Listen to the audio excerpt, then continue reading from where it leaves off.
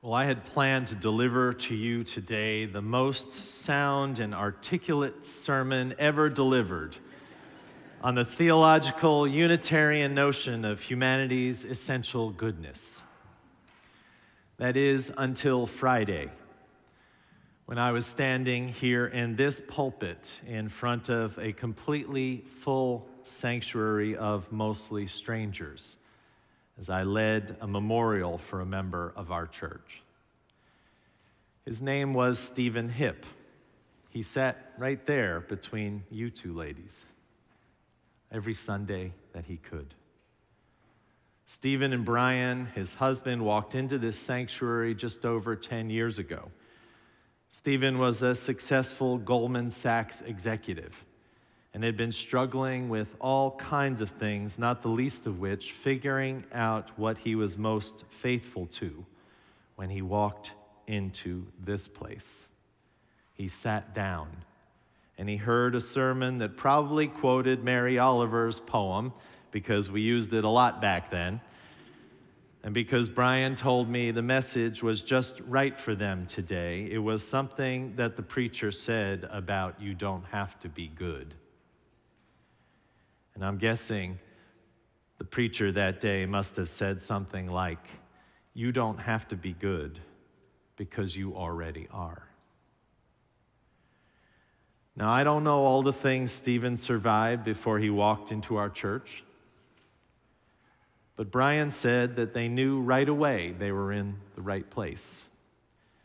They knew that they were accepted, loved, held, and welcomed for who they were.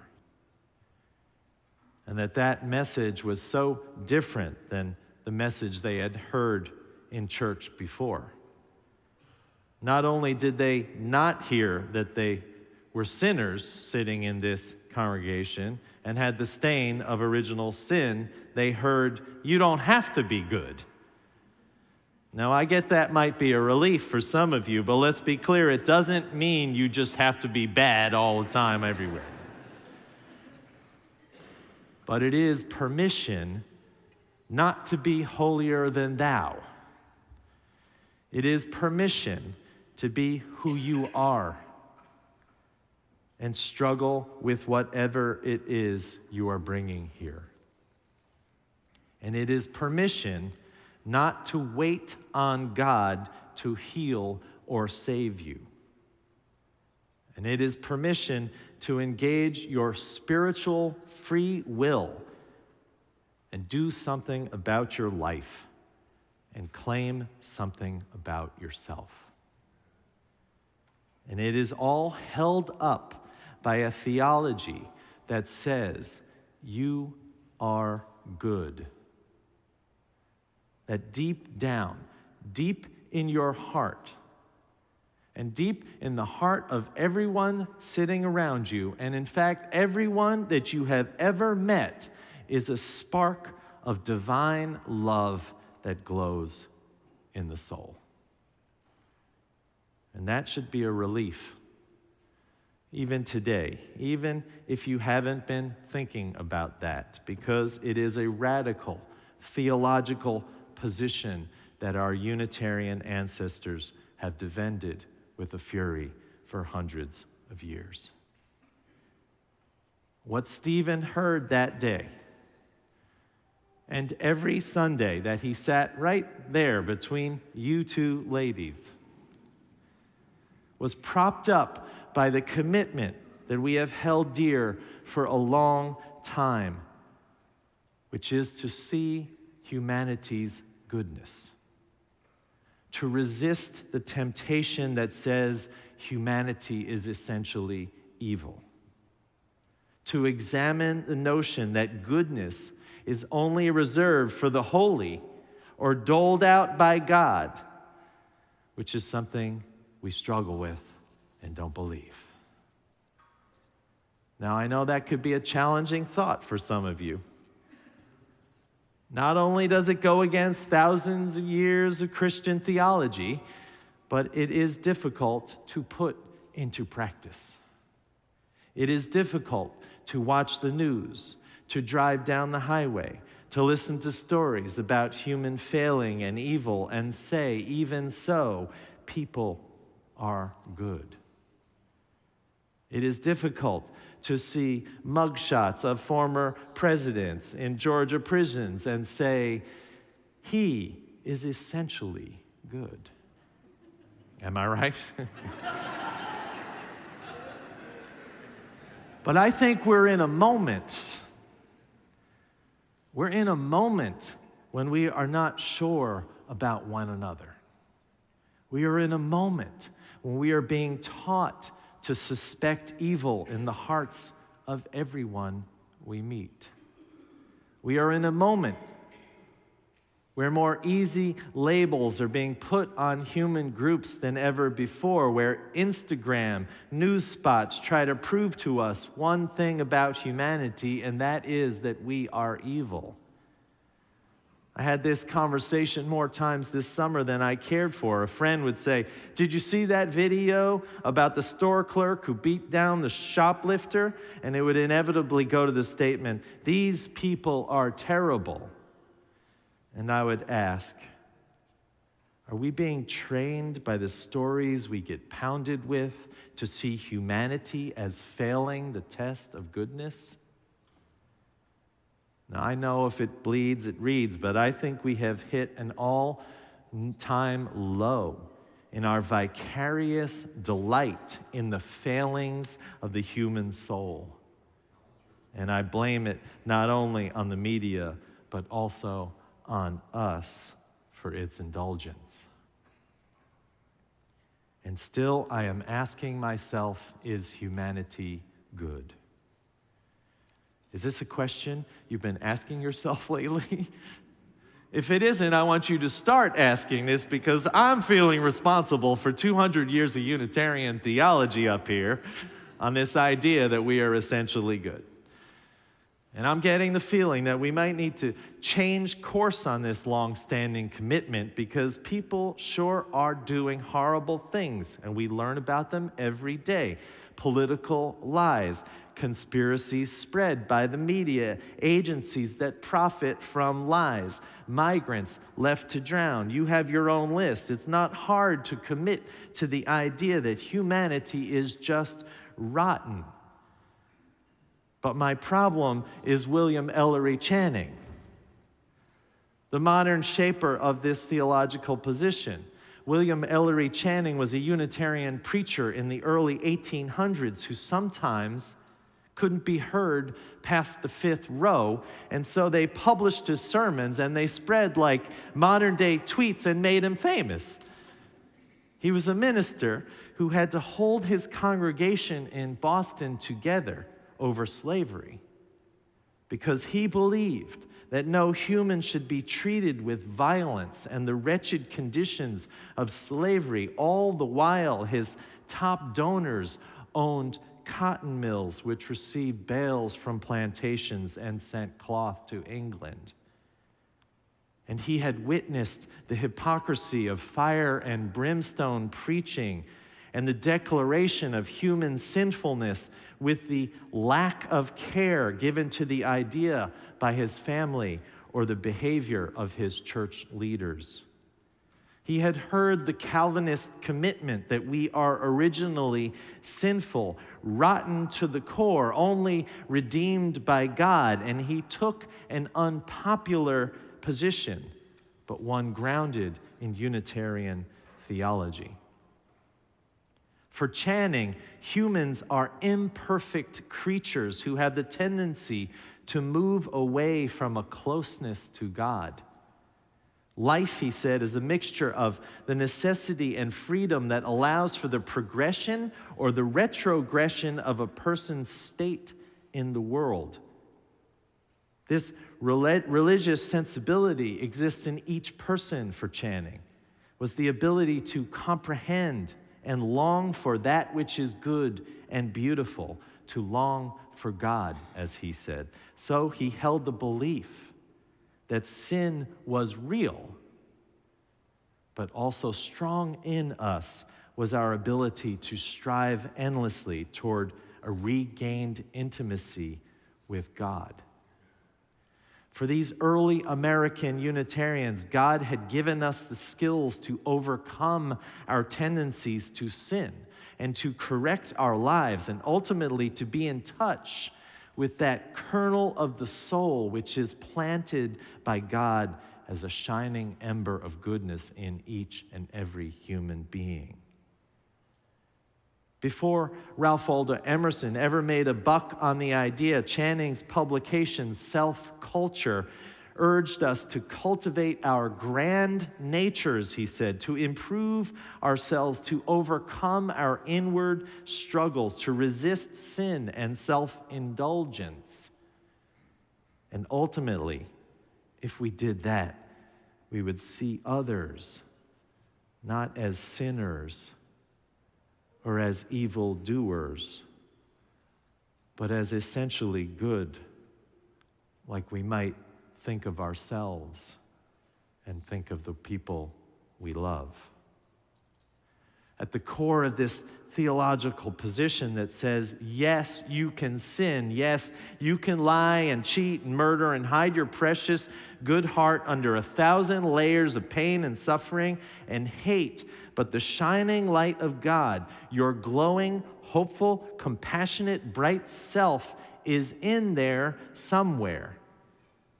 And importantly, we aren't giving up on you. And that commitment changes how we treat one another, how we treat ourselves, how we watch the news, how we drive down the highway, how we respond either with compassionate hope of rehabilitation of the lost versus a deep vengeance for the hopeless sinners.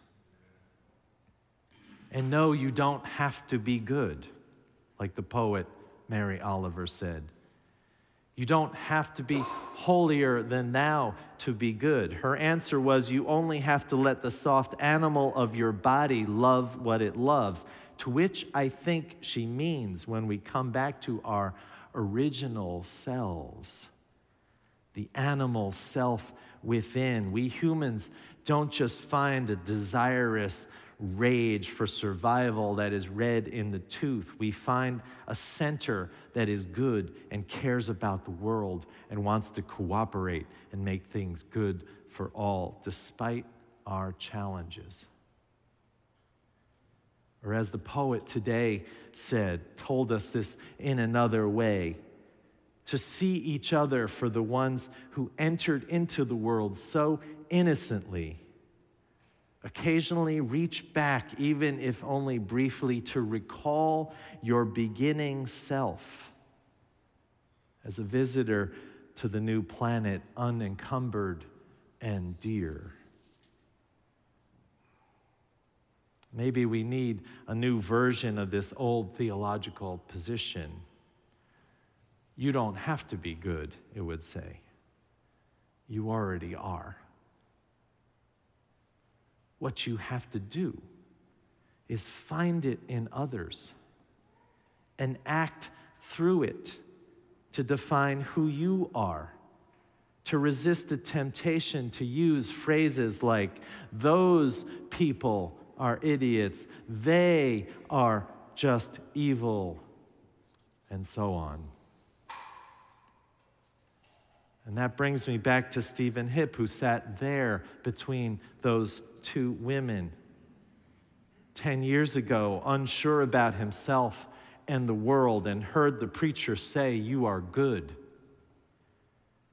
And it's not that he didn't know that.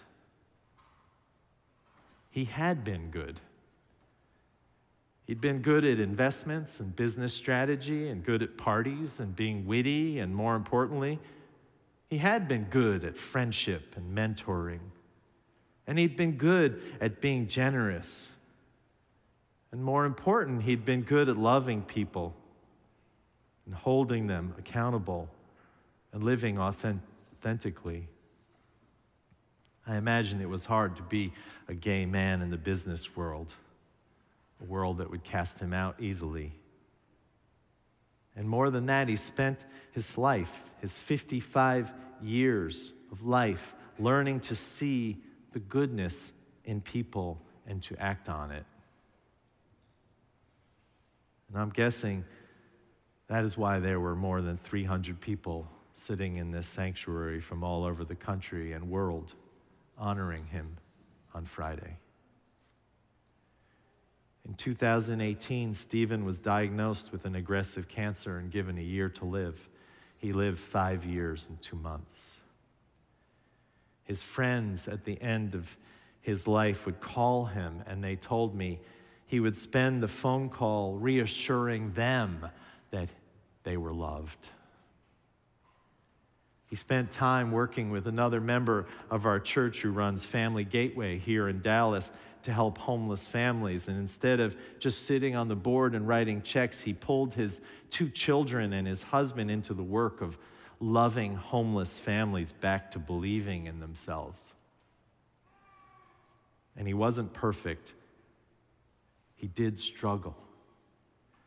And he probably made some terrible mistakes and hurt people along the way, but something clicked for him that day that he sat right there between those 2 women and heard that you don't have to be good. You already are. And at the end of his life, he left me a note that said, I'm grateful to all those people as they helped me to learn and continue to be a better person than I was. I think he was saying thank you to you. He said, I believe I learned from my mistakes. I was blessed to have a husband who was always loyal and loved me unconditionally, even when I did not deserve it. And above all, I always tried to make people from all walks of life, all people that I encountered, feel worthy. More important than any of his accomplishments at work or among the business elite of the world, he told me, were the memories of the things he could leave behind, the hope that people he met had learned to live honestly and respectfully, lifting up kindness, and to work in every aspect of life for the equality of all. I just got the sense that Stephen took the lesson to see the goodness in others from that first time where he sat in church and joined it to his mission in life. Stephen died peacefully in June, holding Brian's hand in their home. It was what they all wished for, however difficult it was for the family. And then the hearse, taking his body, going down the driveway, crashed into a pool truck on the way out. Just the last little laugh. But friends, we are essentially good. I can't let go of that core concept in our faith. Life is so fragile. If we let the world teach us otherwise, we will slip into cynicism. We will slip into the thought that only God can change anything. And I just don't believe that. What I believe is that within each of you there is a deep kernel of goodness, even if you can't find it some days. That it is accessible. That maybe only with the right conditions and care and support and awareness and circumstances and opportunities and the vision of our human family, only then our spiritual work can cultivate the good within us and within each other. But I believe it's important that we make room for others to know their goodness exists, especially when they fail us. And to hold out hope that humanity can and will see its way to confront evil and make things right.